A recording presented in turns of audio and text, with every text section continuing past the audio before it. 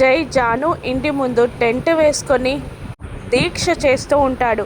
క్షమించు జాను అని, సారీ జాను అని ఇంటికి రావాలని ప్రయత్నాలు చేస్తూ ఉంటాడు. ఇక అలా ముఖం మీద కర్చీఫ్ కప్పుకొని పడుకున్న జై దగ్గరికి పిఏ వచ్చి కూల్ డ్రింక్ తెప్పించమంటారా అని అడుగుతుండగా స్టైల్గా చేతిలో ఉన్న పేపర్ని అతని మీదికి విసిరేస్తాడు జై. అప్పుడే శ్రీనివాస్, లక్ష్మి ఇంట్లో నుండి బయటికి వస్తారు.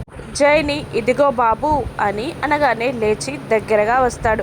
భార్య కోసమని దీక్షలు బాగానే చేస్తున్నావు కానీ అని అంటూ ఉండగా జై ఏది చేసినా నా జాను కోసమే కదా అంకుల్ అని అంటూ ఉండగా, కానీ మా జానుకి నువ్విష్టం లేదు బాబు, నీకు దండం పెడతాను, ఇక్కడి నుండి వెళ్ళిపో అని శ్రీనివాస్ జైని అంటూ ఉండగా జాను కోసం ఎంతకైనా తెగించే జై కోపంతో ఊగిపోతాడు.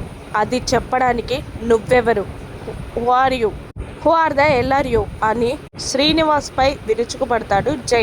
గొడవ వినబడడంతో జాను బయటికి వచ్చి ఏంటమ్మా గొడవ అని అంటూ ఉండగా జై జానుని చూస్తూ ఉండగా కొన్ని పేపర్స్ పట్టుకొని వచ్చిన జాను జైతో ఇదిగో డైవర్స్ పేపర్స్, నువ్వంటే నాకు ఇష్టం లేదు, ఇక నుండి వెళ్ళిపో అని అంటూ ఉండగా ఇక జై బ్యాగ్ నుండి రివాల్వర్ తీసి జాను వైపు గురిపెట్టి నువ్వు ఈరోజు ఇంటికి రావడమో లేదంటే చివరి రోజు అవ్వడమో ఏదో ఒకటి జరుగుతుంది అని జాను కళ్ళలోకి చూస్తూ గన్ గురిపెట్టగానే చంపుతావా చంపు, షూట్ చేస్తావా షూట్ చేయి అని ఏమాత్రం తగ్గకుండా జాను అంటూ ఉంటుంది జైని.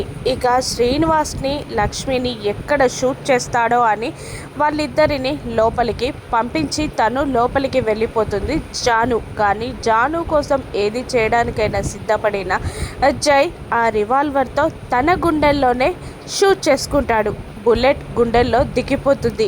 ఆ బుల్లెట్ సౌండ్ అవ్వడంతో జై, లక్ష్మి, శ్రీనివాస్ జాను షూట్ చేసుకున్నాడని చూసి షాక్ అవుతారు.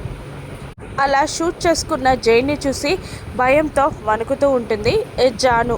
నిజంగానే జై బ్రతుకుతాడా లేదంటే గుండెల్లో దిగిన బుల్లెట్తో చనిపోతాడా? ఒకవేళ జై బ్రతికితే జాను, జైలు ఒక్కటవుతారా? రాను ఎపిసోడ్స్లో చూద్దాం. Thank you for watching.